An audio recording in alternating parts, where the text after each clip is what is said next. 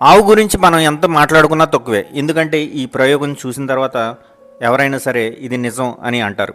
ఎందుకంటే ఆవులో ముక్కోటి దేవతలు ఉంటారు. పశ్చిమ గోదావరి జిల్లాలోని నాచుకుంట అనే గ్రామంలోని ఆవు మూత్రంతో విద్యుత్తు సృష్టించవచ్చు అని వారి ప్రయోగాత్మకంగా నిరూపించారు. దీనికి వారు తీసుకున్నది చాలా సింపుల్ పరికరాలు మాత్రమే.